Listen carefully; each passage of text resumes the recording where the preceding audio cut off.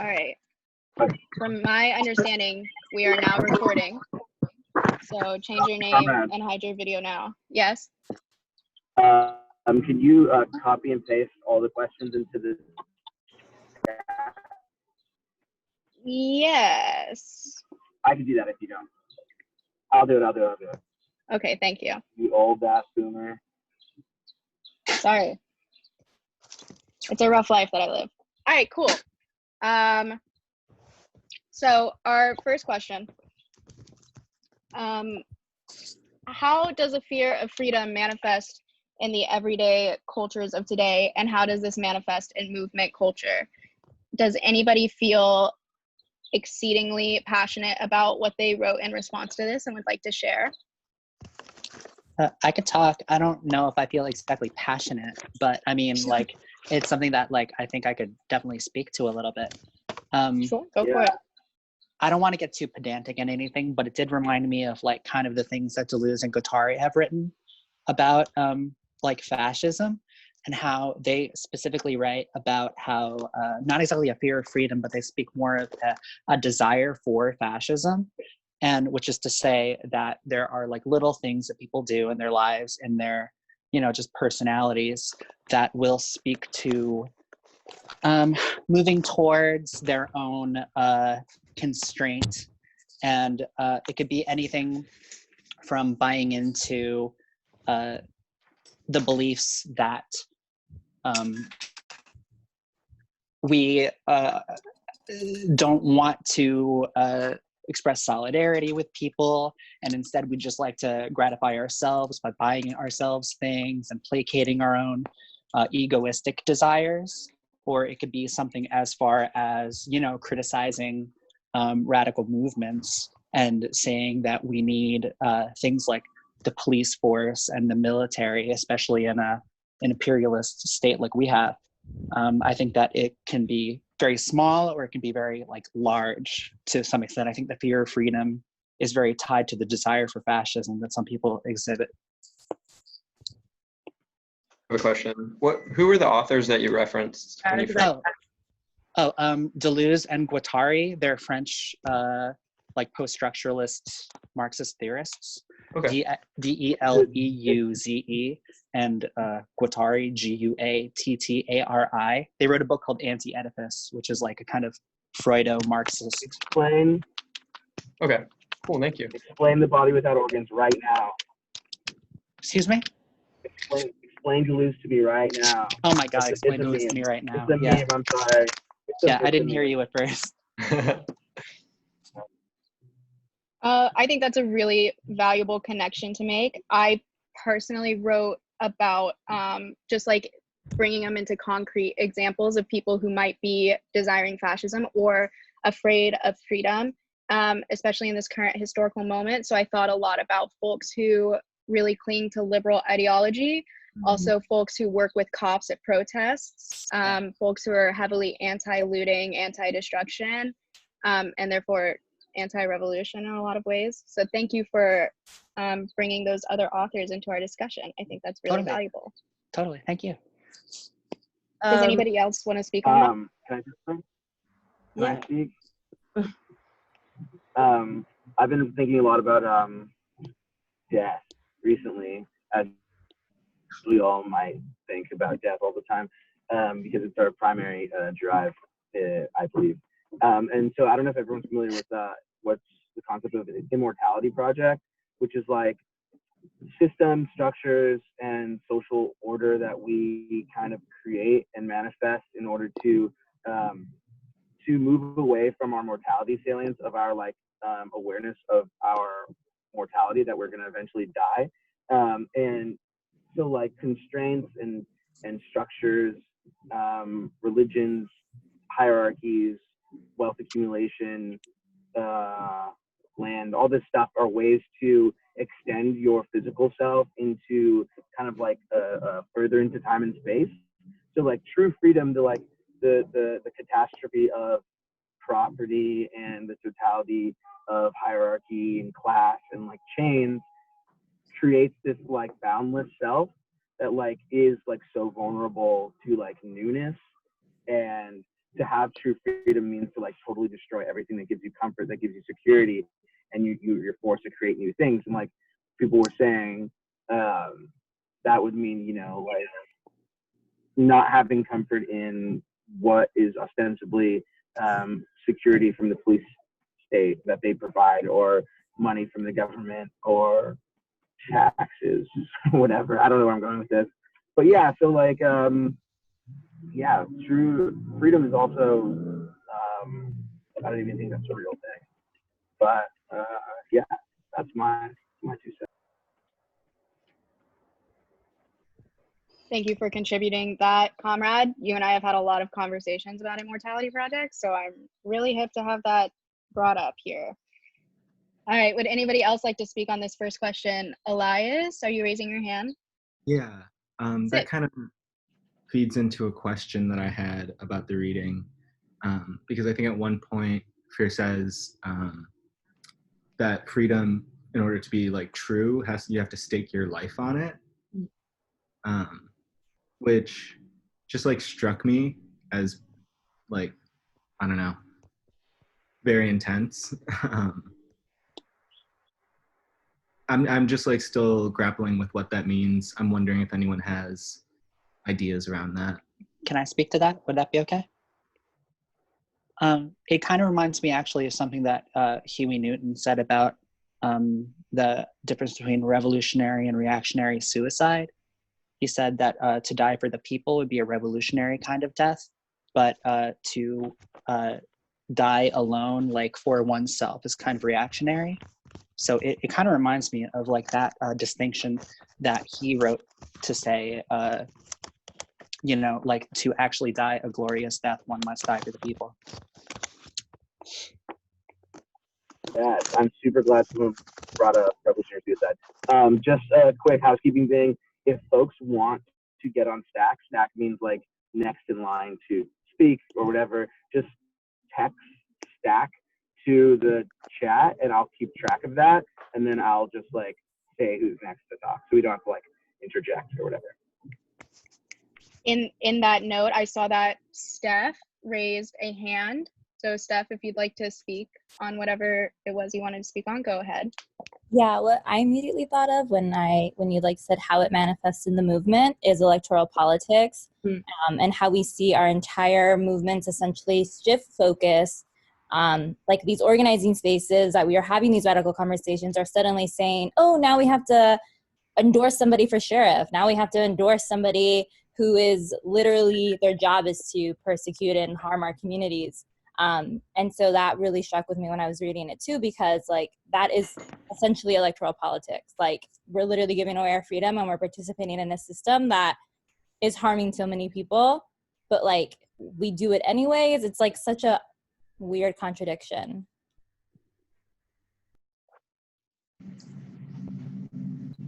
Gabe, you're on Stack. Oh, yeah. I definitely agree with that stuff. I think that's a really good point to make. It's like electoral politics, and it's like when you think about like risking your life, electoral politics is like the opposite of that, because it's the least amount of engagement that you can put into like being politically involved. It's the least amount of danger that you put yourself in. It's the least amount of like public scrutiny that you put yourself under. And people could probably argue that that's the point of like electoral politics, is to remove yourself from the political process. I also wanted to say like I think one thing that hasn't been touched on is like a disconnect from the production of commodities, how we maybe get caught up in the convenience of certain commodities, and the convenience and the feeling of security that comes from like a cultural state, which, you know, may be a lie, that's how it's sold, is that it's secure and it's safe. You don't have to worry about where your products are coming from, you know, that's taken care of. And it's really easy to fall into like a feeling of convenience, comfort, and security when you are disconnected from all those processes. And that's all I wanted to say. So I think it's my turn now. Yeah, you're Yeah, I was really, yeah, I think that's what I was kind of gonna say. You kind of hit the nail on the head there. I wrote like reformism on my little piece of paper as like how like the fear of freedom. I wrote it and I like circled it 80 million times because because I think that reformism is, you know, it's intellectual, you know, political, social, kind of just dancing around the problem. I have huge social anxiety, by the way, so talking in front of a bunch of people is, but yeah, like dancing around the problem and avoiding the actual things that the positions of power that, you know, these people generally have, and avoiding putting into question those positions of power. That's why I circled reformism as much as I did, because that to me is really the embodiment of the fear of freedom in like movement politics. I wouldn't even really consider it movement, but yeah. That's it. Thank you. Walter, you're on stack. Cool. How's everybody doing? So I wanted to add an experience that I've had with this, specifically in labor organizing and higher education, which I feel is like particularly pernicious. And I just think in addition is something to consider, which is that a lot of times we end up with people involved in our organizations that are very much dedicated to like sort of doing like political theater and like things that we might use the word like performative and stuff like that. And it's the kind of thing where these are the kind of actions and like the kind of like tactics and stuff that are like extremely beneficial to like the personal brand or even like the professional career of the people involved, but don't actually translate into any real material success. And I don't think that it's necessarily a bug. I think that it's a feature where people do things on purpose because they know that they're ultimately going to fail, because they want to remain in like a losing position so that they don't really have to be responsible for like their like praxis or whatever.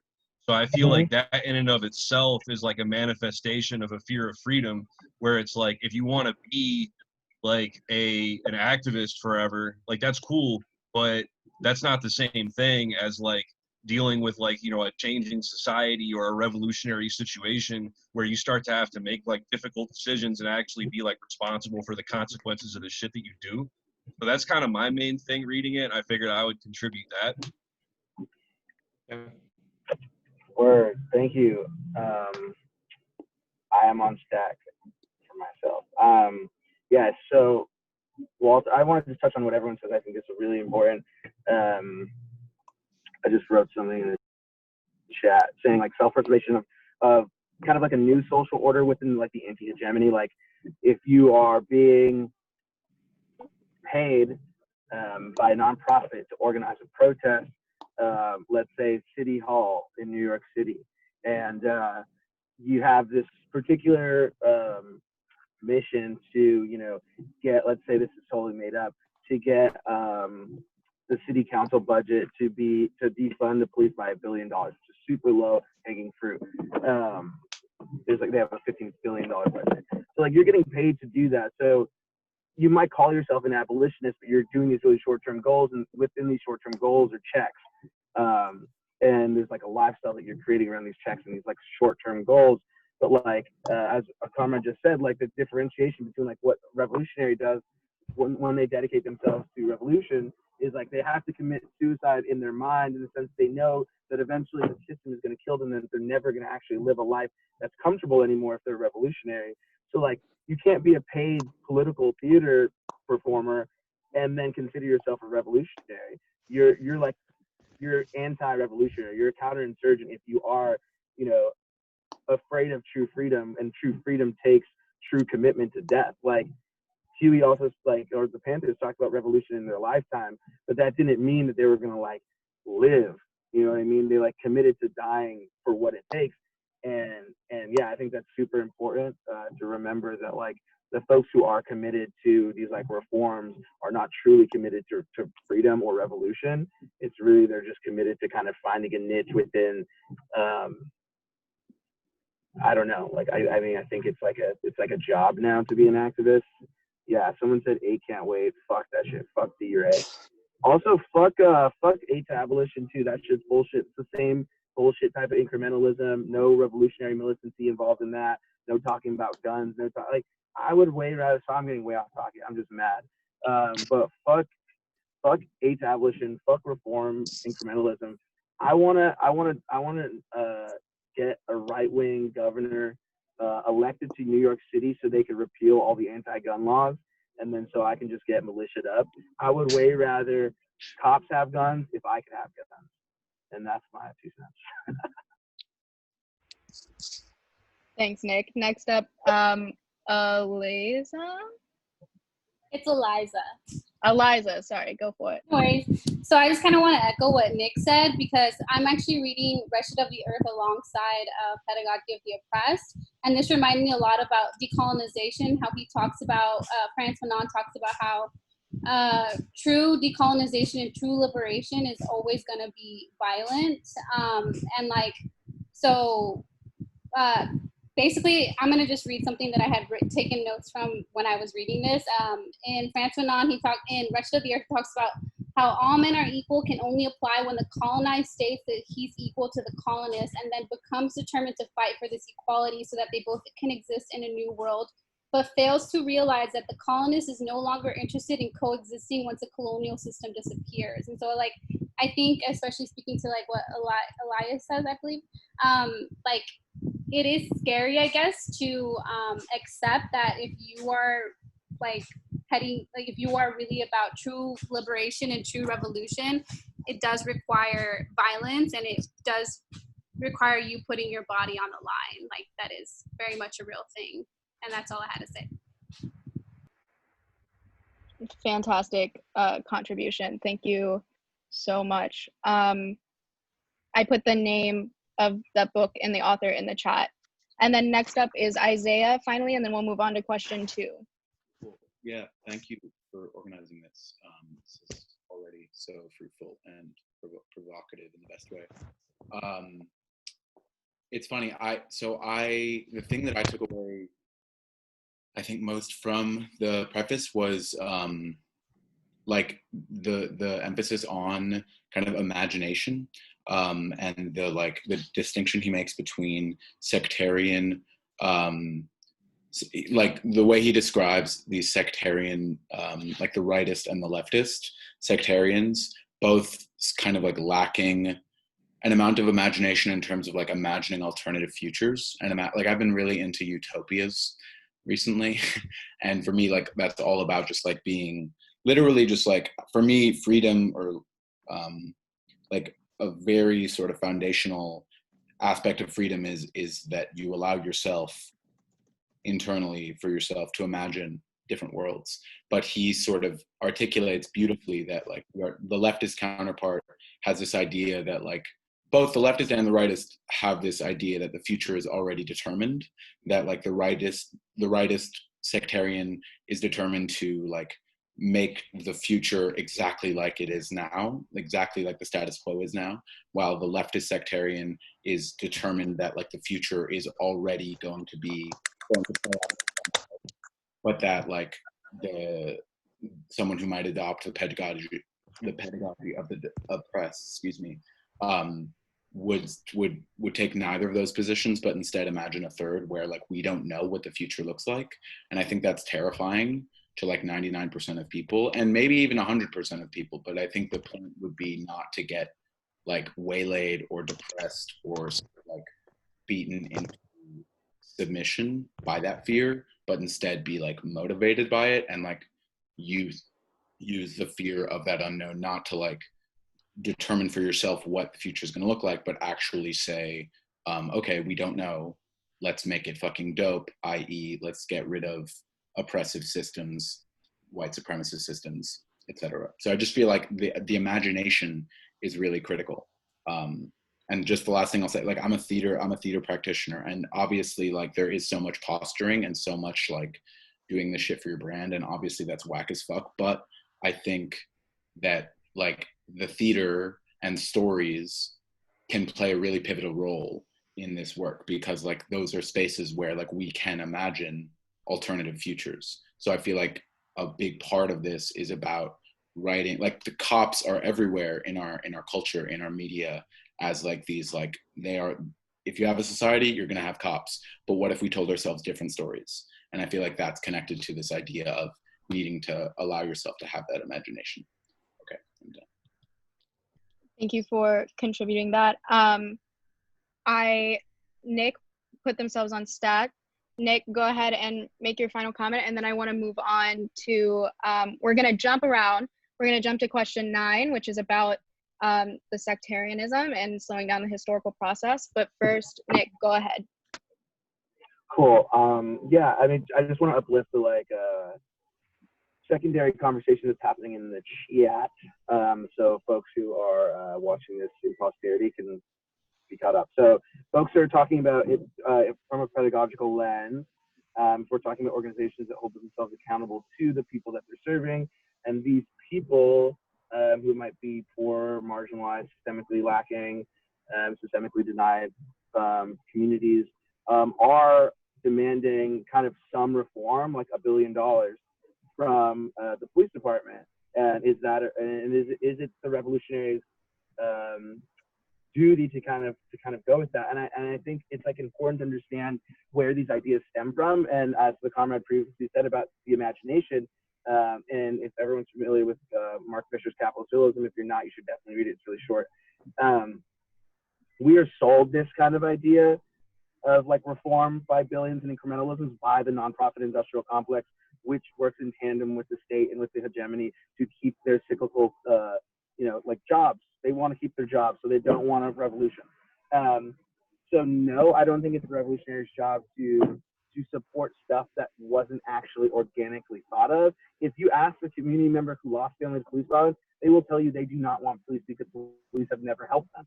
So reforming the police by $1 billion, as we know what happened with the New York City budget, it did not go to defunding the police. It went to defunding the school police, which is now being, the New York City school system is being forced to use their money to fund school police. So it just diverted the money, it just laundered it. So reforms will never work, and they have never worked, but it is a tactic and it is a strategy that has been sold to Black communities. And like I said in the chat, Obama's hope for reform incrementalism was also sold to millions of poor Black people who bought it because they thought it would work. But now, Libyans are being sold in open air slave markets. The most people were deported under Obama. All these people, and police violence was never changed or even addressed while he was in office. So no, I don't think it's our job to help the neoliberals with their agenda. I think it's our job as communists and revolutionaries to implement what is called a mass line, and that means to go to the people and understand what they actually want, what their material conditions are, and then to study that, to think about that, bring back, have this like cyclical reciprocal conversation where you don't give them options. You either can do this reform, you can do this reform. Like give them the option of having an imagination outside of the capitalist order. Yes, we can abolish the police, and the police have not existed through time immemorial. There's been a time when police didn't exist and we all fucking chilled out. So yeah, I just want to say that no, fuck neoliberalism, fuck reform. That's my move. Thanks so much for that clarification, Nick. Also, Tonga has joined us. Hello. We're going to, I do want to, if anybody else feels an urge to speak on any of that, I do want to provide you that space. But if not, we're going to jump to question number 9. Sound good? Cool. So question number 9. The right is sectarian, wants to slow down the historical process to domesticate time and thus to domesticate men and women. So our question is, how do rightist sectarians slow down the historical process, and what does domesticating people require? For me, I wrote about seeing this in kind of what was spoke on about that will never happen response to calls for revolution, like the lack of imagination. I think slowing down the historical process is seen in the distancing between, I'm an American studies student, so I'm going to use the greatest revolution in American history. There's such a distance made between the now and like the revolution and the founding fathers, and conventional teachings of history mythologize and idealize them, which is kind of a lengthening of history that separates the current historical moment from past revolution and revolutionary zeal. So that's how that spoke to me. We have a couple people on stack. We have Gabe, then Phoebe, then JJ. Sound good? Gabe, take it away.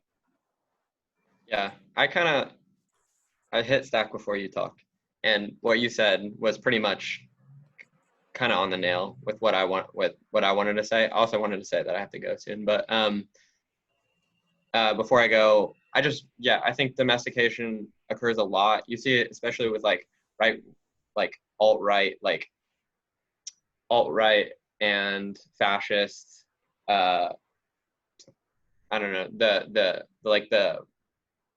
the verbiage and the weird tricks that they use to attach like the current social order and status quo to like, yeah, a mythologized past. Like one of my favorite YouTubers talks about like Western civilization. That would be ContraPoints. And she talks about the idea of like, what is the West and where did that idea come from and what does it serve? And I think one of the things that it does serve, one of the things that referencing Western civilization, having this like mythologized idea of Western civilization does serve, is the like, yeah, almost like this like weird like jumps, this elimination of certain portions of history where we're connecting or like the uniform, like looking at history like it's this uniform, like there's a single thread of progression throughout, like almost like a deterministic viewpoint of history where you have things occurring the way that they were supposed to occur in a set order, rather than like people and ideas and chance affecting all of these things, and like things just ended up the way that they are. And obviously there's certain like social or socioeconomic processes that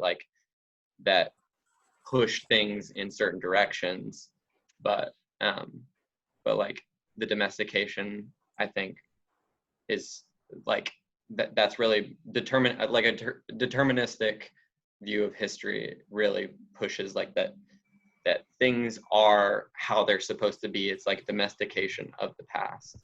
But anyway, that is what I wanted to say. I gotta go, and thank you guys. I really appreciate everybody here. Yeah, thank you for contributing. Bye. Okay, bye. All right, next up we have Phoebe, and then we have JJ. Go for it. So when I was writing my notes, I took domestication quite literally, in the sense of like really making people, dependent on the socioeconomic systems in place in order to survive.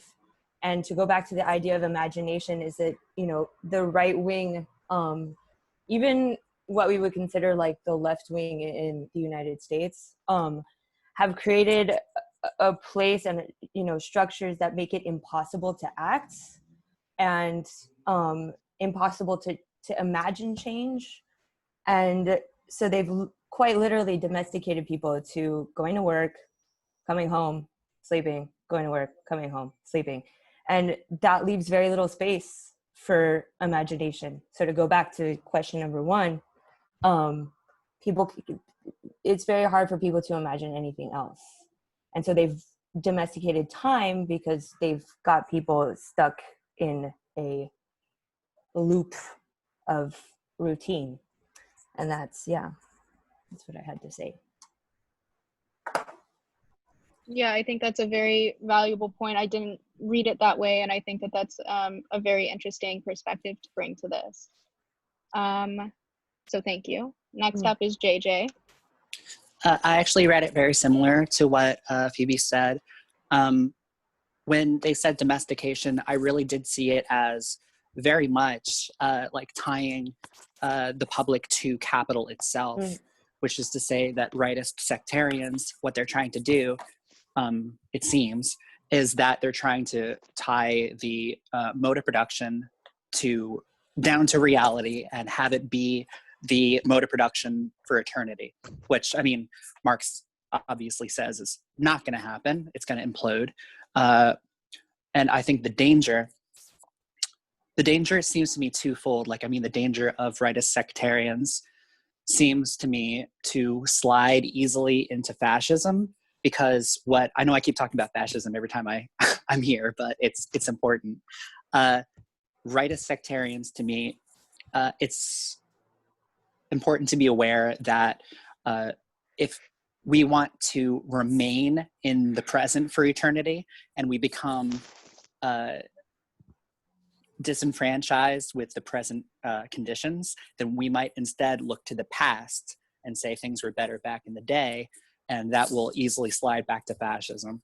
Leftist sectarians, to me, seem what Freire was. Am I pronouncing his name right? Freire? Okay. It's Freire. Freire? Okay, thank you very much. What Freire seems to me to be saying is leftist sectarians, or I guess is what he called them, leftist sectarians, they rely on Marx's idea of historical materialism too much, to the extent that he just says that that it'll just play out. Communism will just show up, when what we really need to do is like form a strategy and a program to initiate socialism. So, and honestly, in a way, it sounds like Freire is saying that leftist sectarians will just say, it'll happen, whatever, and then just like letting the right wing and neoliberalism take hold. Very well said. Tongo, do you want to jump on that? Yeah, just real quick, I would say that with the reactionary forces, right wing, really what that's in motion does is domesticate us with actual violence, that providing us with nothing but a violent experience, whether it's the police or a warehouse of a school, or a crazy medical situation. You don't have any health insurance, a terrible health insurance, all these things. One check away from homelessness, it's just like these things rough up our psyches in a way to where we can't even operate in a humanistic space or even think collectively, because we're so boxed in by all of this violence. That's why they can never let off of our necks. That's why even what we're seeing, the most straightforward kind of reforms, or reforms that can definitely be pulled off in the here in the future, here in 2020, right? They can't do that. They can't let you take too deep a breath, because if we do, then we start to collectively, or we start to think collectively, or even feel collectively. I say, man, violence is the biggest domesticating tool.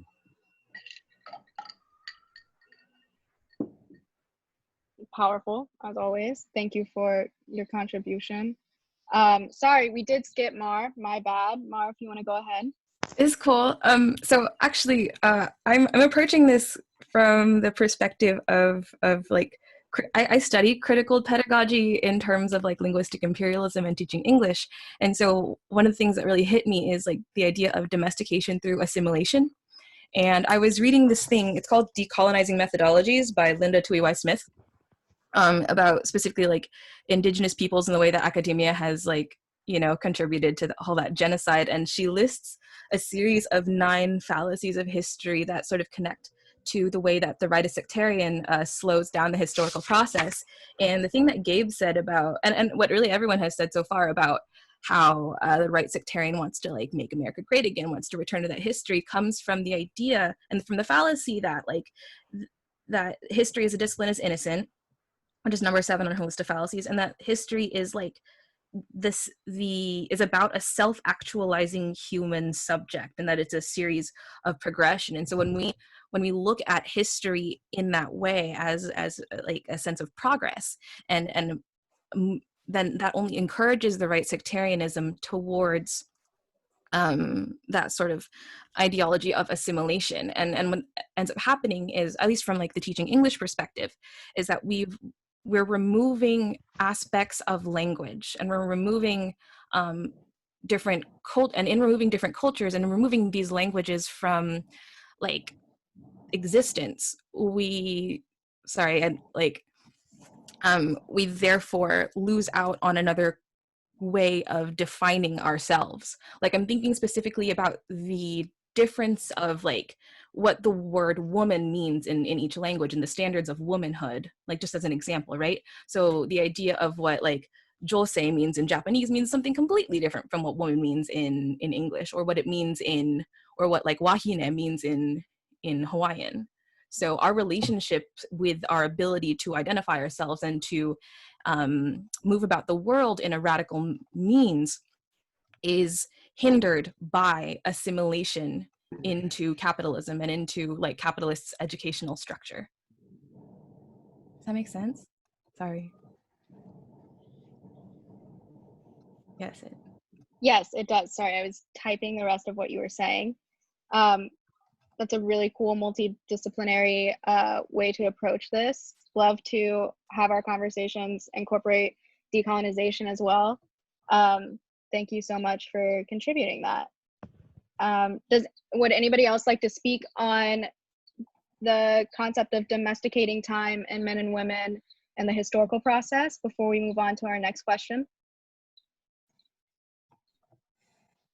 If not, fantastic. Oh, Jude, go crazy. Hey, yeah, so it's no, by all means. I was wondering if we could, before we get to the next question, shift our attention to what's being said about jailing killer cops in the comments, because this is something that has been like really like debated within all of my circles for all the reasons that are being spoken about in the comments. So I was wondering if we could just for like a second go there or come back to it at some point. For sure, absolutely.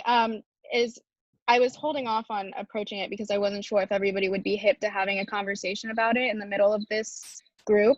Yes, it's necessary. Okay, then by all means. Manda, were you wanting to speak on the chat or on the question at hand? Can I actually speak to the question at hand? And then I'm definitely down to talk about what's being talked about in the chat. For sure, let's do that. We'll go Manda, and then I guess, Nick, you seem to be fairly engaged if you want to explain what's happening, and we'll go from there. Cool. Okay. Laura, thank you so much for speaking. I was really, really intrigued by what you were saying, and I'm excited to look into decolonizing methodologies as well. I think something really important that you highlighted was the fact that history is told to us as a story about heroes, right? I think someone earlier mentioned the sort of false idea that it's this like progression into time and without all these like things happening simultaneously, but also that it's like an individualized process as opposed to a story of collective movements, and that things change over time because of multiple people acting together. So I just thought that was really important to highlight, and I wanted to thank you for bringing that into my mind. How lovely. Yes, I second that. Thank you both, Mar and Manda. Nick, if you'd like to speak to the chat conversation. Yeah, time's fake. Oh, wait, what are we talking about? What's happening in the chat about jailing killer cops? Oh, some people want to jail killer cops, some people don't. I think that we need a diversity of tactics. Like not something to say like, oh, we should vote, you know, but like as a Black person in America, I would rather have as many of the trigger happy motherfuckers who like just go out of their way to blast Black kids off the streets. Like, and if you're not down with jail system, then like go out and use your own two hands, you know, like protect Black people. But if you're not going to do that and you have no plan on doing that, then it's just like straight up idealism to be like, oh, like we need to transformative justice, or oh, we need to abolish the police. Like, if we can't abolish capital, we can't abolish the modes of production and who has control over them and what private property does and necessitates for imperialism and for private security and for security in general for the bourgeoisie. We can never have transportative justice under capitalism. We can never have true abolishment of the protectors of property and capital under capitalism. So, like, I don't know. I think it's just like kind of sitting on your hands. Like, I forgot who said it, but like just spontaneously thinking that you can study this theory and then it'll just magically happen, like Marx said, or like whoever said, like, you know, we're just gonna walk into a world that like cops are gonna be abolished while we still have, you know, a global imperialist structure. So yeah, I don't give a fuck. Like, jail the cops, but like don't stop there. Like, yes, envision a future where we don't have to jail anybody, but as long as cops don't have a system of re-education, reinstitution, and like divestment from the kind of like white supremacist mentality and what that affords your privilege, then like there's no way to forgive and forget that a cop killed somebody and that he was most likely going to do it again if he gets his gun back. So yeah, I don't see what's wrong with jailing killer cops. Tongo, I would really like to hear Tongo's word on this, but if anyone's on stack, go ahead. Sure. So next up is Mimi, and then it'll be Jude, and then Tongo, if you'd like to participate, we'd love to hear your input. Hey, I actually wrote up like a little brainstorm answer to question number 3 on this topic of jailing killer cops. Just wanted to hear what people think. I'm not like, yeah, this is just what I thought about that question. Do you see a fear of freedom in some of those who talk like they're the custodians of the liberation struggle? And if so, how do they maintain influence over the movement? And I was wondering if like revolutionary socialists or communists who don't take total prison abolition very seriously, I wonder if that's like a similar like take in that like Mariam Kaba, yeah, she's not a revolutionary communist, but like Angela Davis, like I think most of like the methods that the abolitionists are taking are really about like building that like communist society, where they're talking about like the step-by-step ways of not just reform, of like total like really radical like revolution. And so I was wondering if like as like revolutionary socialists, if you're gonna be like, we should not like, it's like to talk about like abolition as like an idealist thing, is that like a sense of like feeling fear of losing influence over revolutionary politics rather than like constructively working with people in revolutionary work? I just wanted to hear what people thought about that. I think that's a valuable question. If anybody wants to be put in the stack to respond to that, I'd be happy to put you in line. Next is Jude. Okay, yeah, this has been so like amazing stuff to think about. So until this conversation, I pretty much considered myself like, and I do consider myself an abolitionist, like a prison abolitionist.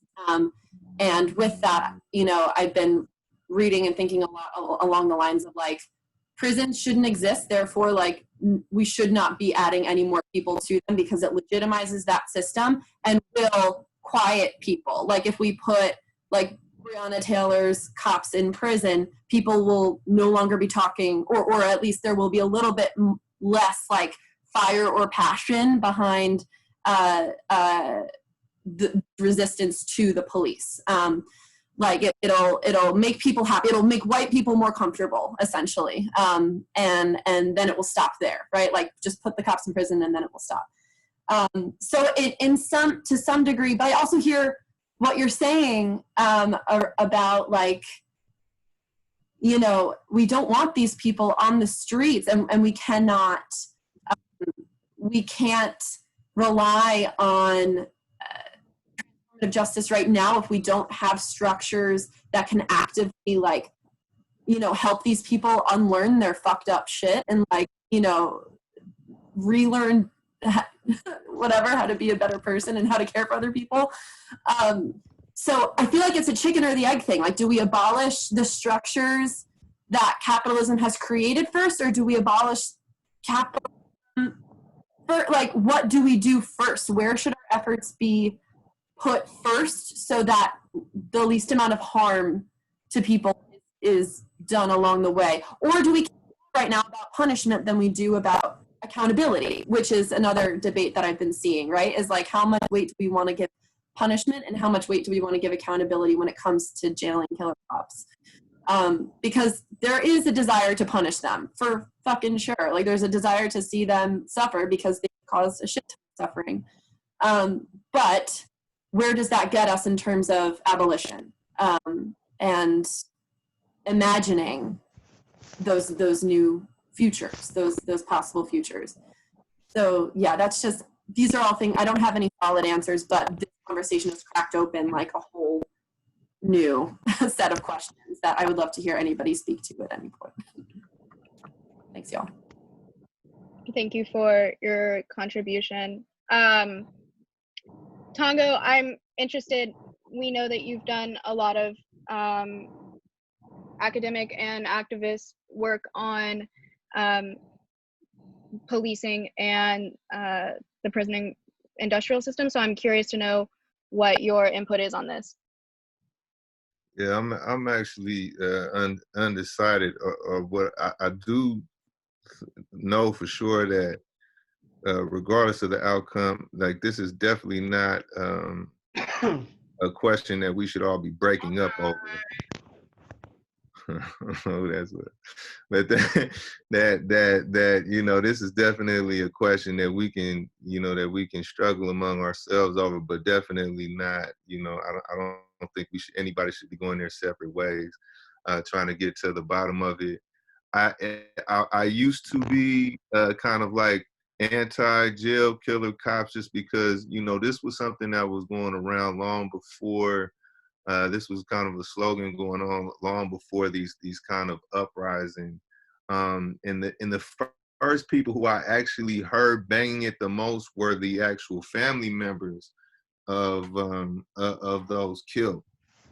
And who have a right to say whatever they, you know, to want and to get whatever they want. But why it was, you know, why it was dangerous is because they had these kind of organizing potentials that were not politically developed, that had no analysis of that did not see the system as something that needed to be transformed. I think what we need now, in answer to the person who went before me, or to riff off of who went before me, is people. It's base building. It's building a politicized mass of people, because ultimately that's who creates the new reality. As long as you're asking for things, as long as it's something outside of us granting us things, then we don't really actually have power. And that's one of the dangers of even using the term abolition, because, you know, we've had an abolition of slavery before, but the ruling class was left intact.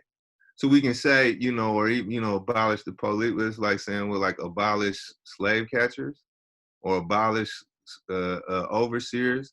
It's not. It doesn't even begin to defang the system. As long as they got Marines and Navy SEALs and National Guard, like, it doesn't matter. As long as they have a military force at their disposal, we're definitely in a place of powerlessness. I do though see, like, getting you have a killer cop. I do like that point. I see your point to get them out of there. But we also have to, you know, kind of acknowledge that brutalizing Black people, brutalizing brown people, brutalizing poor people is what the police force is for. Protecting capital is what the police force is for. So even though some of them might not be ready to go all the way, they could all, at any given moment, go all the way, just because of this is the situation of power that they enforce. This is what they're trained. This is what they're trained to do. So But no, all the way to conclusion. Just definitely, again, this is just, let's not disunify over that, and two, let's just keep our minds on actually building a movement that can neutralize the ruling class, however we decide that looks. But as long as there's a ruling class, we got problems. You know what I mean? That's my vote, or non-vote. For sure. All right. Awesome. Would anybody else like to speak on this? Does everybody feel like they've been heard? I'm definitely hip to holding space for y'all. Okay. In in that case, we're gonna redirect back to Pedagogy of the Oppressed. Sound good? Beautiful. All right. Tongo, do you have a question that you felt particularly invested in discussing today? Because I didn't want to, I know that we could all do this for probably 4 hours, but I did want to try to keep things considerate. So is there a question that you would really like to discuss before the end of this meeting? I cannot lie. I got drowned in some other projects since I wrote these questions, and I don't exactly remember. That's okay. That's fine. Questions. I apologize. All right, so we're gonna choose my favorite then.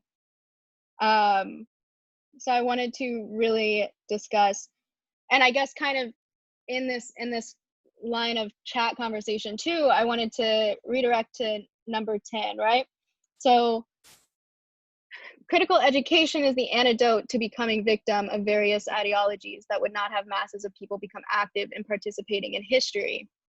So what else is necessary to keep a revolutionary and a revolution on track? I obviously said that both critical education and engaging in radical praxis for both the revolution and the revolutionary are necessary. So I'm interested in hearing what everybody else thought in response to that question. First up is Nick. Word. I'll stop taking up some space after I say this, but I really appreciate everyone's diversity of political stratospheres, or what does Freire say, Tongo? The like ecosystem or some shit. I don't know. But yeah, so discourse amongst other revolutionaries and amongst the people is like how to keep you on track. Not to be pushing my mouth shit, but like mass line is the only true way to stay like in line with what the people need, in line with what the material reality of the moment is, and not get stuck in dogma, to not like paint broad strokes with these theories that you read about or these theories that you hear about and like think that they can be applied across the board.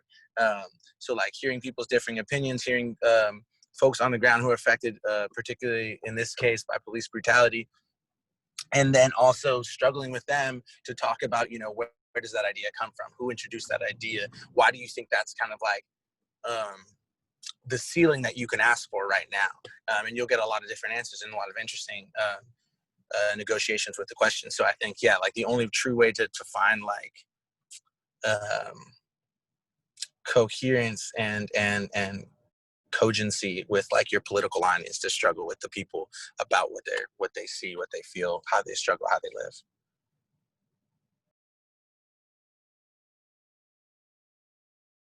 Awesome. Thank you for that contribution. Next up is Mar.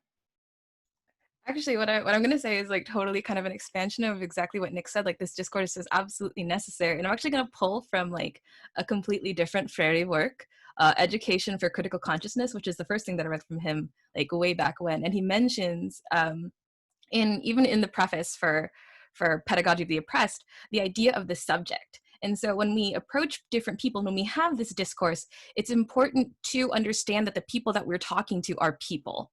Right? We need to enter into subject-subject dialogue, and which he contrasts in Education for Critical Consciousness with subject-object dialogue. So when we engage with people who are liberals, who are potential radicals, we do need to understand that the people that we're talking to are individuals who do have the capacity for thought. Like the thoughts they might be having are like terrible and kind of shitty, but at the very least we have to understand that they are human, just like we are. And he actually gets into this in a little bit, like this is going ahead a little bit for Pedagogy of the Oppressed in chapter 1 about like dehumanization of people in discourse and in the cycle of oppression. But I think understanding that and like the way that we approach discourse is just as important as the content of discourse in itself. Yeah. Awesome. Yeah, thank you for bringing that up. Also, now we know that you are the overachiever of this group. I haven't even looked at chapter 1 yet. So I'm sorry, this isn't my first time reading this. I'm just no, that's okay. You know what? I'm sorry. That's totally fine. Yeah, thank you. I look forward to next week discussing chapter 1 then. Okay. I'm sorry. Yagmar is on stack. Hi, can you hear me? Yes. Tell me how to pronounce that correctly, though. I just wanted to make a comment on the other book that the person before me mentioned too, in which it actually talks about the need to have dialogues, and it somehow, unfortunately, assumes that every part kind of is capable of empathy, capable of. That was my confusion when I was reading these two texts together. If anybody has any opinion on that to illuminate my confusion, that would be great, because it seems like it assumes all parties is capable of empathy. However, we know violence is somehow exciting for the oppressor. So I kind of am confused about how to use a dialogue as a tool in various kind of framework.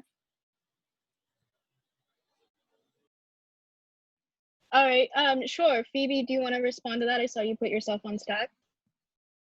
Yeah, just like a quick note, I think that it's really important as people that are, engaged in the activities that we're engaged in. I think it's really important to be able to identify people that are open to dialogue. And I think that that's very much in the undercurrent of what Freire has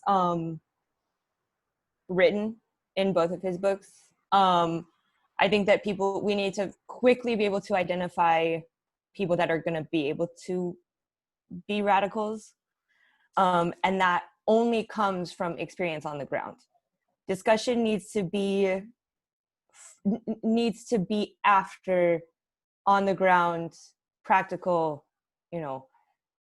praxis. That's all I have to say. But yeah, I think that we can't discount dialogue for everybody, but we have to discount it for some people. That's it. I think that's a really good way to phrase it. I actually had a similar initial response to the idea of facilitating subject-subject conversations with people. Like, as somebody with a historically oppressed identity, I have zero interest in talking to white people and trying to educate them. Absolutely zero interest. I don't spend my time doing it, nor will I ever. So I think also maybe identifying understanding your own identity and what your role is in the larger community of your comrades, who it is that should be expending emotional and intellectual energy, having those conversations and staking those people out while everybody else is trying to survive. So that's what I would like to add to that.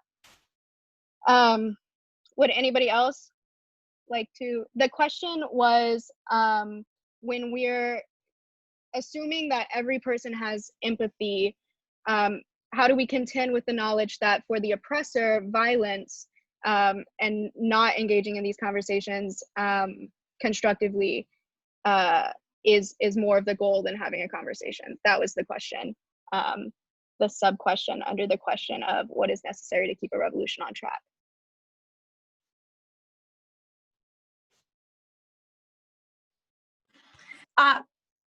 I just want to add one more thing. Is Nick is asking this question. He's asking, can the oppressor have empathy? So I also want to ask to the group of this group of knowledge, if we can see oppressors as the ones who mastered like the conscientious avowal, as Freire describes it. So if that's the case, then we can actually be more prepped, right? I mean, my answer directly is probably going towards to be violence, but I want to kind of talk a little bit about whether they are the ones actually who have mastered this consciousness. Awesome. Tongo, do you wanna speak to that or to something else? Yeah, I was going to speak to something else, but we can. If anybody wants to stay on that, that's cool. I can wait or not speak. Sure. Okay. So first, would anybody like to speak on that that initial question? It's all right if none of us have the answers too. It'd be cool if we did though. All right, the question from what I understand is, can we see, as Freire says, can we see the oppressors as being the ones who have mastered the consciousness? Eric, are you wanting to speak to that? This was just a small thing to the prior point. Just a useful mnemonic tool, which I learned from Willie Baptist, who's a longtime organizer with the National Union of the Homeless. He has 4 C's, which are clarity, connection, competence, and commitment among our leaders. So I've always referred to those 4 C's. I feel like it's very helpful being clear, connected, competent, and committed. Thank you for that. Awesome. Okay. Also, when I am saying your name, and if I say it incorrectly, which inevitably I will do, please correct me. I want to know all of your names. Okay, Katina, you're on stack. Would you like to speak? Yeah, hi. It's Katina. My full name is Christina, and Katina is like my shorthand. So I think when we're thinking about empathy and the ability for dialogue and the way that power works in these sorts of conversations, something that's been really helpful for me is to center always my ability to consent to a conversation. Like, if I'm in a conversation with somebody who I feel is presenting in an ignorant way or is drawing energy from me that I feel is not appropriate in the context, I try not to shut down based on that alone, and I try to really use whatever capacity I have available to interact with whomever. And there are times when I'm absolutely not able to do that or willing to do that, and I just say that I am not. And for me, having that sense of choice and making that really, really, really explicit with people, I think levels out some of the expectations of a conversation sometimes when people approach in a dominant sort of way. That's been really helpful for me to kind of call that and feel okay about the way that I engage. Thank you. That is really valuable. I will definitely be holding on to that going forward. I see that there's a lot of really good conversation in the chat with Darwin talking about the gray area of being oppressors occasionally, or at least holding contradictions that oppressors hold, which I think is an interesting point to bring into this conversation. So would anyone like to contribute that to the larger conversation at all? You don't have to. You can keep it in the chat if you want, but I do think it's interesting.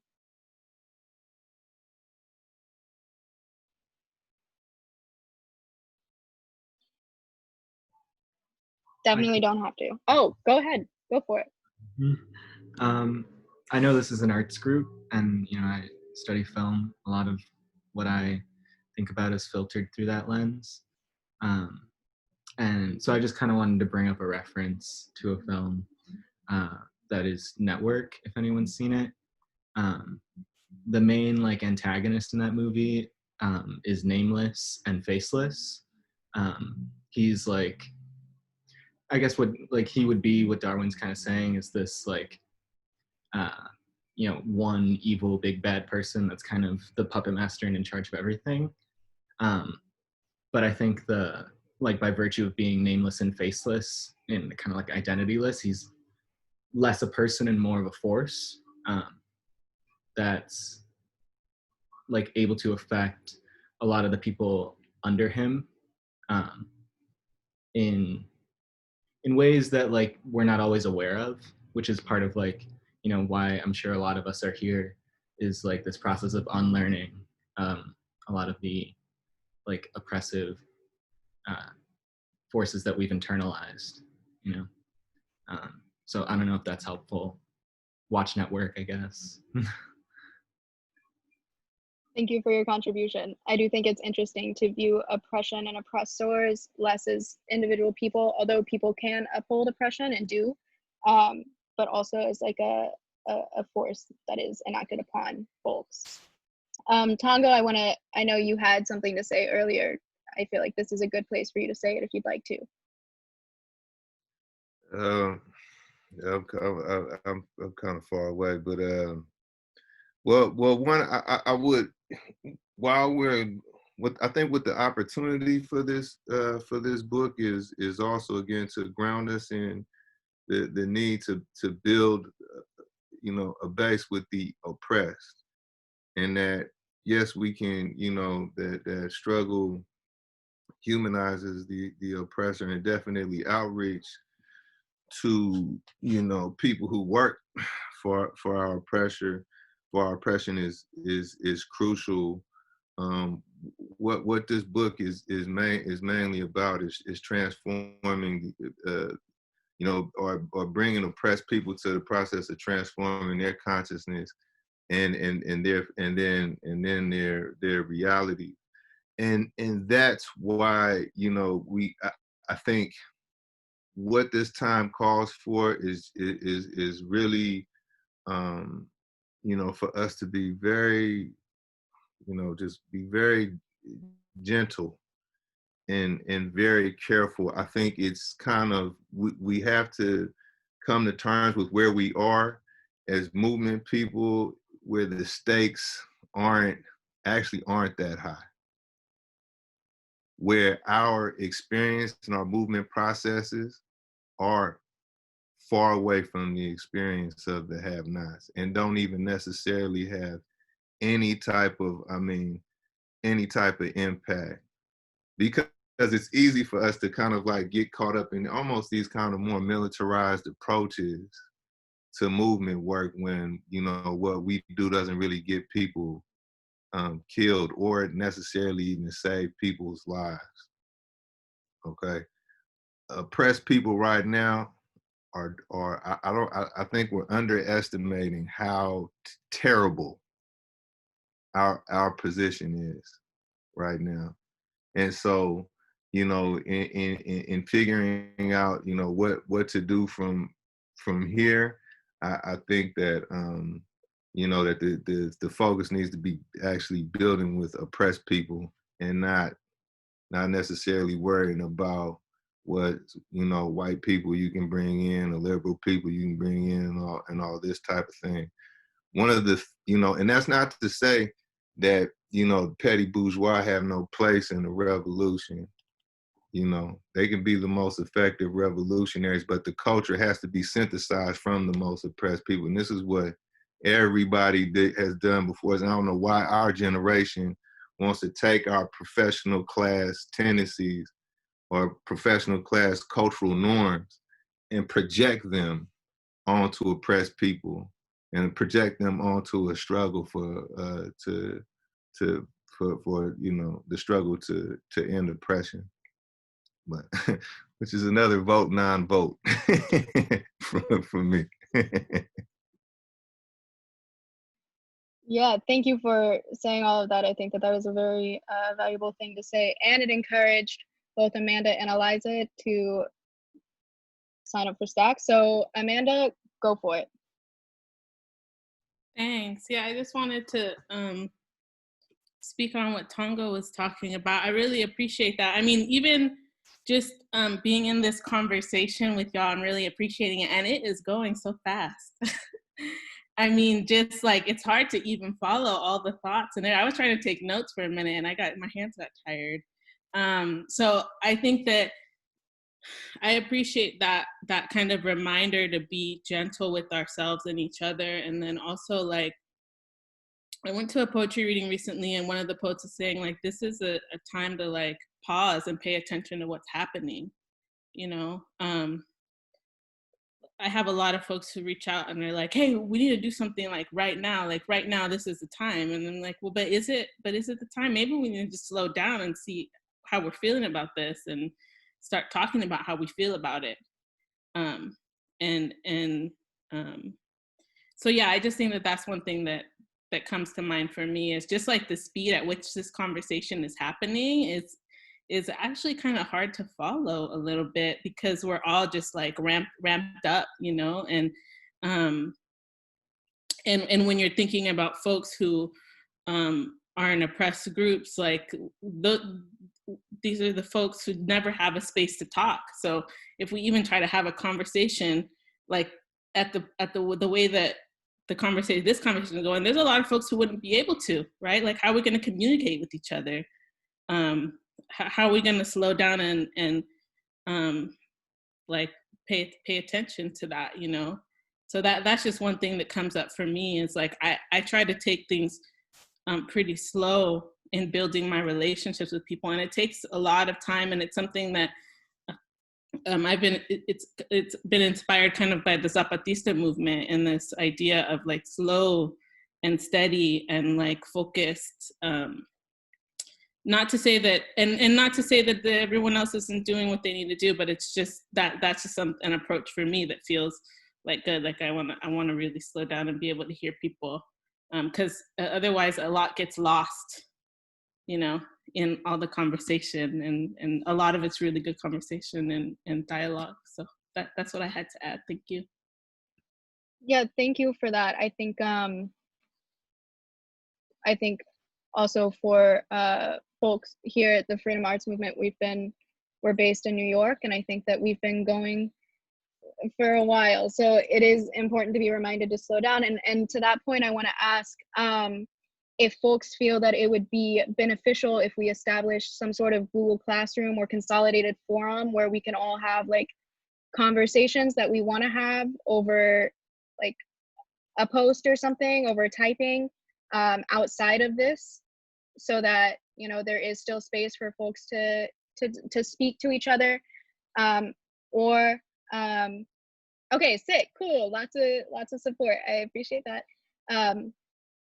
It's cool. So I'll set that up and send out all of that information, and we'll figure out how to go from there. And if smaller groups feel hip to getting together over Zoom, I know this is a really large group, so if we want to do that, I'd be happy to make time in my schedule to, breakout groups, I'd be happy to make time in my schedule to facilitate that for y'all. So just, you know, email me or whatever, we'll figure it out. Okay, so next up was Eliza. Yeah, so I just kind of wanted to echo Tongo's point, because I think it's extremely important to remember that we should always meet people where they're at. If anything, our role should be like to plant seeds, if anything, because I mean, even Fanon talks about how like the peasantry, as in like, to me, I saw that as like the poor, the oppressed, is like the true revolutionary. They have nothing to lose and everything to gain. They're exploited until realized violence pays. And as the colonized intellectual is like so quick to get lost up in the detail that it blinds us from like the true struggle. Whereas like oppressed people, like they usually always remember like what the true goal is. So like I think meeting people where they're at is extremely important. And to always remember that like we might know the theory and the analysis, but like we can't undermine people's lived experiences. And they are much more ready, I think, for revolution than I think people think they are. Yeah, that's all I had to say. Yeah, thank you again for bringing Fanon into the conversation. I think that's a really valuable point, ties wonderfully into our conversation. So I appreciate that. Okay, so my question is, do we want to set a timeline on this so that, say, every Wednesday it's 4 to 5:30, and then whatever questions we don't get to, I'll put in our Google Doc and we can all have an online discourse over it? Or do we want to continue on until 6 p.m., which is another 30 minutes? Where are people? I know it's been a lot of discussion today, so where are people's heads and their opinions?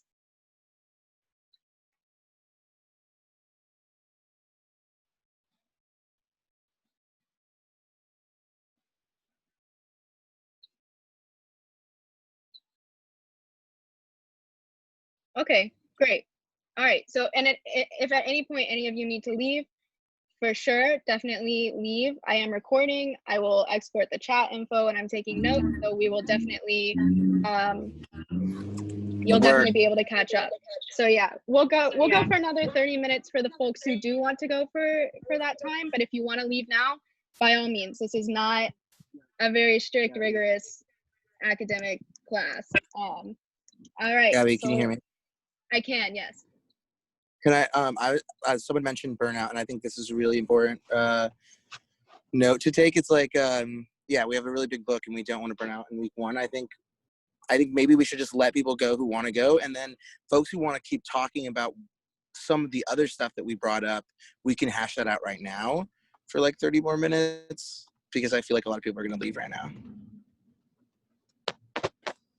For sure. Do you mean like having a longer conversation about abolition and cops and stuff? Yeah, or I just mean, yeah, like the 30 minutes now can be a conversation that's not directly related to the book, so folks won't feel like they're missing out. Sure. Does everybody feel comfortable with that?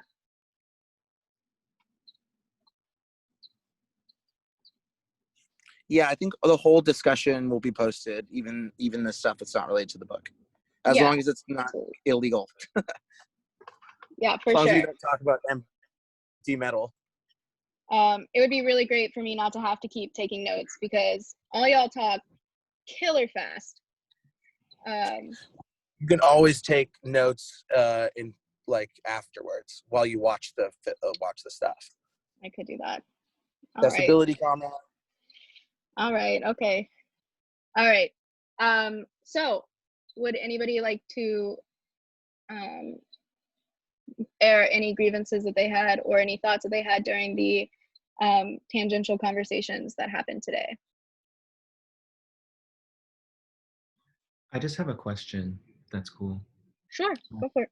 Brought up in the chat mass line, which is a term I've never heard before, and I'm just curious where it comes from, what he means by that.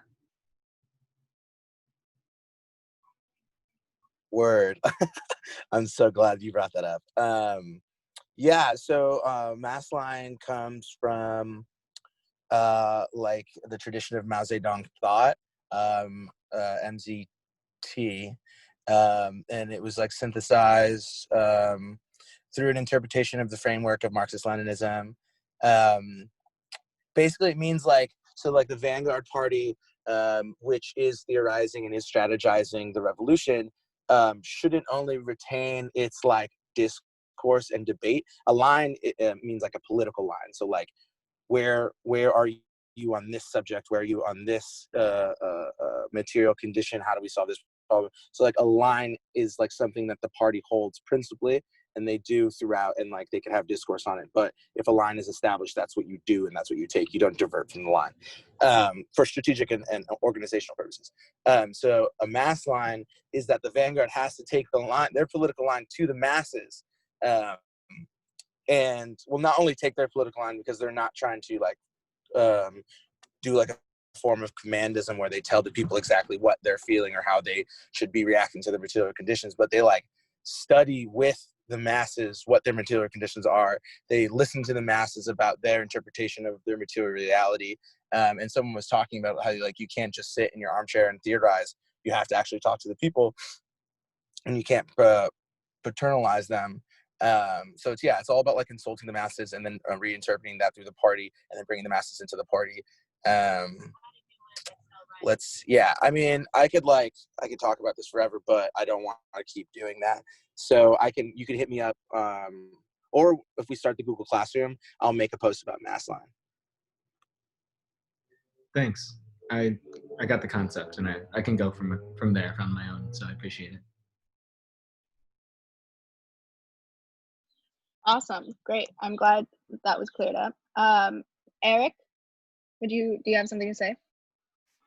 Yeah, I just wanted to go off everything that's been said recently. I feel like things are usually framed to us as in the terms of left versus right, and so especially in leftist spaces where we kind of inherit this language of uniting the left, and I've been kind of just really passing on things that I've heard, like taught to use the rhetoric of uniting the bottom versus uniting the left.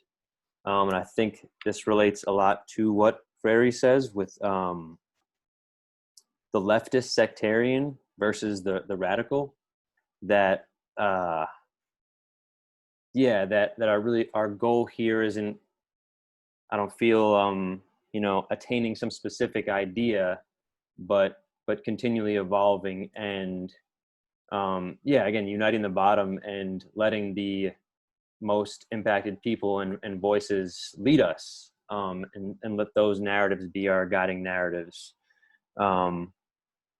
and in terms of like relating that to identifying our oppressor, that and the ways that we perpetuate forms of harm and oppression, that like if we can see how all of our different forms and manifestations of oppression are products of a system that dominates, really unilaterally dominates, then I think that that will constantly point us to unite the bottom, and rather than fall into, I think, the sectarianism that Freire is warning us about.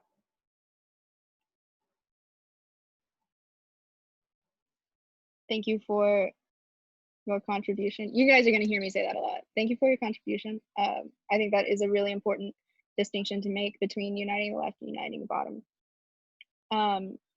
Very interesting. Would anybody else like to speak on this, or just speak in general? And don't worry about just go for it, unless there's a lot of people talking at once, we'll worry about stuff, but feel free to, Max raised hand. No, sorry, that was just a mistake. Okay. It's fine. That's okay. All right, awesome. Is anybody itching to say anything, related or unrelated?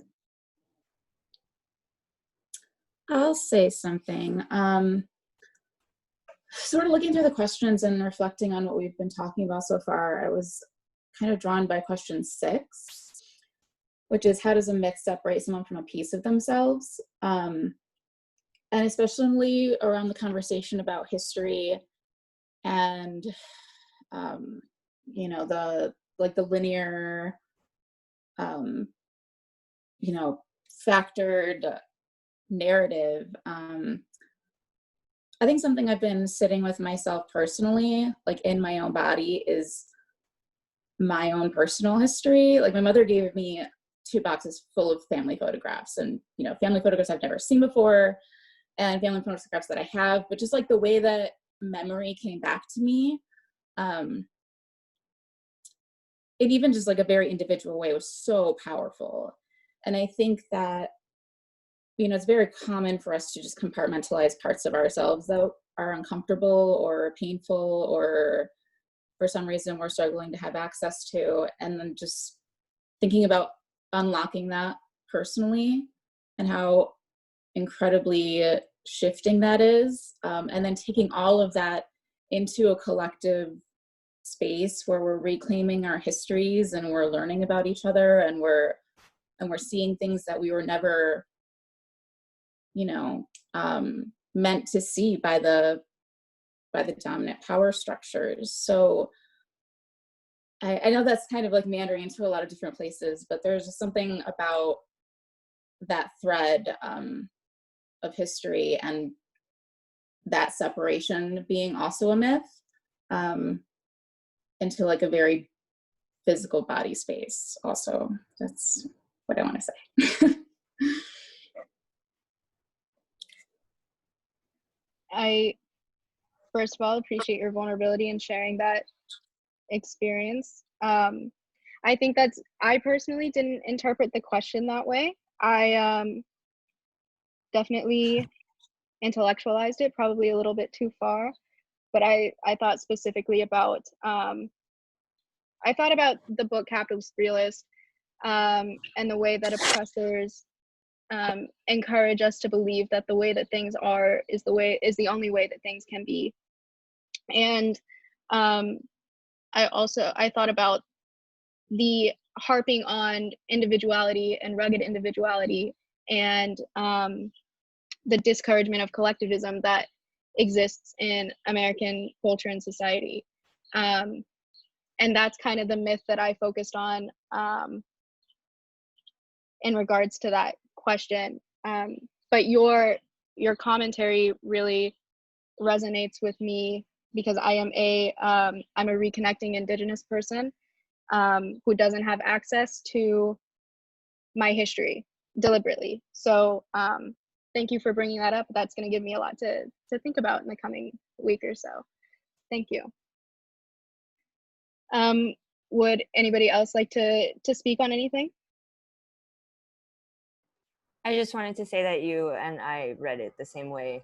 I very much was thinking about notably French sociologists in the late 20th century, like Boudon and those guys who intellectualized the myth of individuality and the reinforcing of,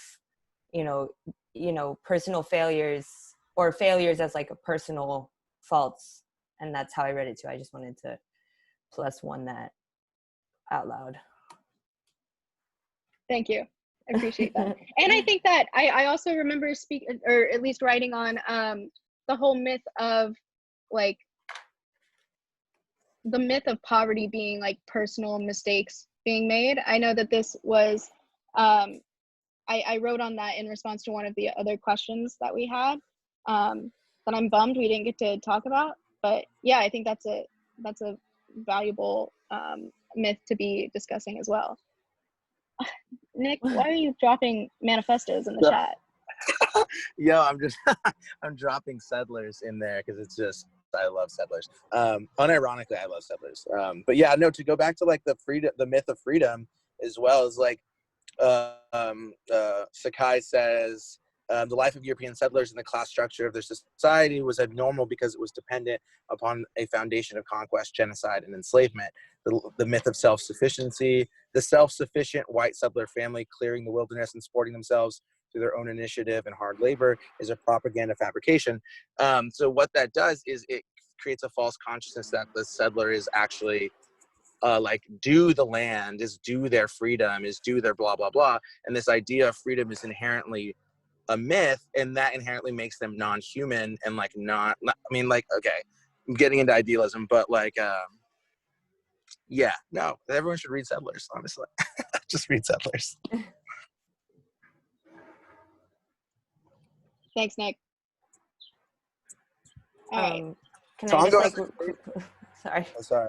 Katongo, can you talk about the deputization and like the myth of I forgot what we talked about in our last We Charge Genocide class, but I feel like you have something to say here. Yeah, just that the whole history of the Western Hemisphere as the Europeans got their hands on it is actually that of perpetual repression of so-called slave revolt. That all this thing has been from day one is just a war machine and powder keg. And so that, white supremacy itself is not based just on the function of white people having things or having privileges or having, even having the spoils of exploitation, but whiteness as, basically military conscription. If you can come here and be white, as long as you stay hyper vigilant about putting down any potential revolt by African people or resistance by indigenous people. And so, you know, we always want to look at what's the function behind an ideology.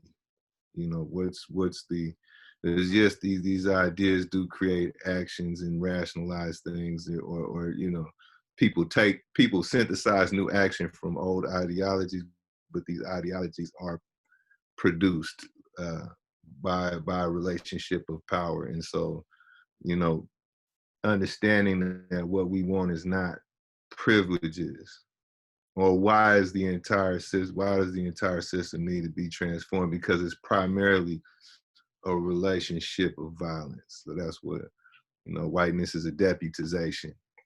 Hence the Karen phenomenon. You know what I mean? Like, when is a white person is never more white than when they're calling the police on somebody, right? And if you ever want to know how oppressed you were, you know, how do you feel when the police come behind you? You know, you never, you know, and that's why I think like Black Panthers were so effective, because they actually interrupted the true relationship between oppressor and oppressor for as long as they could, you know. So yeah, that's all that comes down to. Thank you for that contribution. Walter? Yeah, so I would like to echo that. And I would like to, I don't know, I'd kind of like to speak to this as well for a second, because this is one of my personal pet peeves. Because when people talk about like the white proletariat or like the white worker or whatever, it's like people usually come and find me and like grab me to like speak to that, to say identity politics is wrong or whatever. And like, no, that's just not it, because people try to set up a contradiction where we have like materialism is over here, and they conceptualize that as like workers and owners, right? Which is like the guy that owns the factory and the people who work at the factory, and they say that's materialism. And then they'll put like racism or like, you know, misogyny and things like that over here, and say that these are like cultural systems of oppression. And what people miss is that like race is an economic system, right? Like the categorization of like different bodies into like different economic systems like is material. And so what that means is that it leaves people with like a theoretical blind spot when it comes to considering like the white worker or whatever. Whereas, so in the United States, especially, like the economic system that creates all that surplus value, and I'm not the first person to say this, is based on like treating people as commodities, right? And so then like the role of like the white worker is like the bodily enforcement of that system in whatever way, right? And so what people miss is that that's not like the deputization that Tango was talking about, like is not only like the way that people gain like access to like property ownership or whatever, but that's where the rubber meets the road for like white workers in like the whole system. And that's where their strategic leverage is, basically. So essentially, like me personally, like I would have been in the Navy if I didn't have like asthma, right? Because like I had economic circumstances when I was in my late teens where I was like, that's the only way I can get out of where I live is by doing this, right? So one way or another, like people who are white but don't have like capital will basically always find themselves in which the most stable way to earn a living wage is by like the bodily enforcement of like that whole system, which is why like there's a lot of communities down south where instead of being against a prison being built in a given community, cities down south actually lobby for it, and they want a prison to be constructed there because it's going to bring like jobs, right? So I guess the thing is like when people think about how we're going to organize or have outreach or whatever to like white workers, they think like, okay, well, we should go and not talk to them about identity politics because it's going to alienate them because they're stupid and they can't understand it. And it's like, no, like that's not the way that people think about themselves, right? So I guess the point I wanted to make and echo there is that like there's a particular like structural position of particular like whatever category of white people that people like totally miss the point on or whatever. And like I don't know, like I like it's always frustrated me, and I kind of found it condescending, I guess. So like that's why I get like particularly amped up to speak on that. Sure. Changa, you're on stat. Yeah, go I want to appreciate what Walter just had to say. Also wanted to say that we also then we have to be careful about what we've internalized, because we've also internalized this hyper militarized culture of whiteness. Even if we don't accept the even if we enjoy the other non-white cultural aspects of ourselves, when it comes to how we view our essential kind of like the impact we're having on the world, we have to be clear. We have to deconstruct it. Sometimes it is, or too many times it is, a military evaluation of yourself, right? So that even in like movement circles will be hella like war story oriented. You know what I mean? Or if you haven't been to battle, who are you to say who are you to say anything? And when we treat each other like really almost like like we destroy each other, or we attempt to destroy each other, just the same way as just the same way as a Karen on a Karen trying to call the police. We call in whatever we can call to when we targeted somebody to destruction, because that's what this white thing is. It's just saying this person should not be on this plane of existence. You know, now whether it's this is a troublemaker, or this boo boo boom, this that and the third. Now that's never to discount any of the contradictions that have to be resolved. But we do have to understand and come to terms with how much we actually are excited by the same things that excite them. That we have conformed, especially because there's not too many of us that actually was born in revolutionary homes and was just, a lot of us was on some whole different shit 2 years ago, 5 years ago, 10 years ago, whatever. You know what I'm saying? And you got to be real about what you brought with you into this movement process. Is it is this militarization shit that really makes us implode, because it actually doesn't it's actually not human. And I'll just say, I've probably said this to some people before, but so my mother was involved with a women's union, actually, that the North Vietnamese facilitated, and I asked her what struck her most about, and she was just like, how gentle, I keep saying it, but how gentle they were with each other. That if there was a problem, they would just sit with each other and get to the bottom of it, take as long as we needed. Now here was a people who were dying by the millions. If anybody had a right, to be stern, to be like, drop and give me 20, you know what I mean? It's them. But no, that's not how they went about things. They were extremely, extremely patient with each other. And my mother also got to hang out with this general, a woman. She was like, the fucking, general of the South or some shit. You know what I mean? Like, she oversaw all military operations over this huge swath of the struggle. And I was like, what struck you the most about her? And Miles was like, she was just like a grandmother, man. She just was like, and not in like, not a hegemonic view of it, but she was a human being first. And she was just trying to be a human being with her people.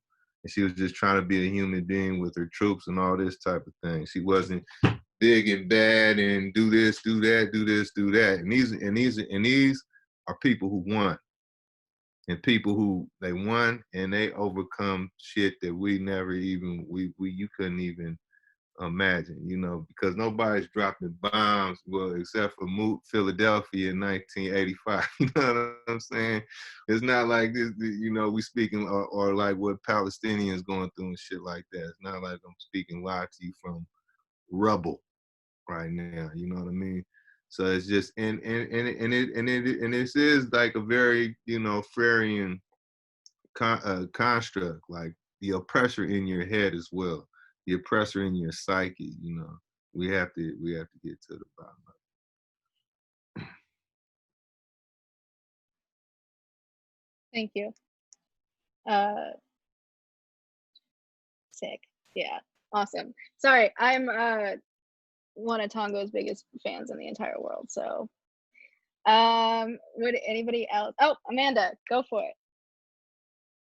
I'm gonna piggyback again on what Tongo was saying, and what all y'all were saying. It's just like the next question is like, what do we do? How do we do it? How do we deal with the oppressive patterns that are inside of us? You know, like I know one of my I do this certain type of counseling, and it's like a peer counseling where the counselor is also the client, and so I'll counsel someone, and then timer goes off and then we switch, so each person gets the same amount of time. And in that, this is the work that we try to do, right? Is like interrogate what are the contradictions within ourselves, you know, because they're gonna come up. And I remember one of my counselors, he told me one time, he said, Amanda, if we get rid of all the white people, like we're still gonna have all the same issues because we've internalized so much. We were talking about racism at this point, you know. And so like, what do we do? How do we work on this, right? Because it's one thing to say it, and then there's one thing to do it. And how do we do it? Because we have been taught to not do that. Like everything that we've been taught is to like, to deny our own humanity. Like Tongo was saying, what's our humanity? Our inherent, what's true about us inherently when we're born as babies is that we're good. Every single human being is good and brilliant and creative and is like excited about challenges because, you know, you have like 1,000 million universal options of what you can do to deal with that challenge, right? But then we and I think this is what's going to happen in this book. I haven't read this book before, but in thinking about education, like one of the oppressions that is like the root of all other oppressions is young people's oppression. It's like the foundation of all the oppressions, right? Every single human being has dealt with young people's oppression. And so I guess the thing that comes to mind for me is like, there's a thing about talking about it and then what are we going to do about it? And I always want people to feel like they have something that they can do about it. You know, I don't want everyone to leave this and be like, okay, shit, now I have all these oppressor patterns and I don't know how to deal with them. Well, there are ways that you can deal with it. You can get a friend, you can get a loved one that you trust, and you could trade time. And you can think about what the issues that are coming up in the present are, and then go as old as you can with that feeling and figure out what happened to you when you were little with that, like that experience, that emotion, that feeling in your body, like even like the ache or the pain or the coughing, you know, whatever comes up when you're talking about that. And then you kind of flush it out from the root of the issue so that when it comes up in the present time, you might be able to think a little bit more clearly about it. Because, and it's a lot of work, but this goes back to that slow work, that like practice. Like we have these conversations, but then there's ways that we can actually support each other as a community to like go after these patterns that aren't ours. We are not inherently violent, you know, and if we notice that that pops up, then it's cool to know that you can go somewhere and work on that, you know? You don't have to just accept it as, well, I live in a capitalist society and that's just the way that it is, and I'm gonna, you know, fight fire with fire. So anyways, that's just something that came up for me because I want everyone to know that there are those possibilities and people are practicing in different ways. It's not just the way that I said, there's indigenous ceremonies, there's communities that support each other, but that is the work that also needs to be done. And that's something that's not talked about very much in many movements, is the ability to release the pent up stuff that we've built up, because it distracts us from what we actually do, what we actually need to do and want to do, which is be connected with each other, because we are connected with each other. Okay, that was the end. Thank you. Wow, you seem so kind. Thank you for thank you for sharing that, and thank everyone for coming today. I see a lot of references to various books and essays and other things, and I think that I will put together like a little reading list. If everybody has books or resources that they feel are important to share with everybody else in this group, feel free to email them to me, and I'll put them all in like a document and put it on the classroom. I'll also post the notes that I took, and this whole thing has been recorded and will be online to reference as well. So it is 6 p.m. Eastern time, so I'm comfortable with ending things there for today if everybody else is. Yeah? Okay, great. I'll send all the information out over email. Thank you all for joining us today, and I look forward to seeing you next week. Don't forget to RSVP to next week's meeting so that I have your email so that I can send you the Zoom info, okay? Okay, beautiful. Thank you guys so much. I'll see you next week.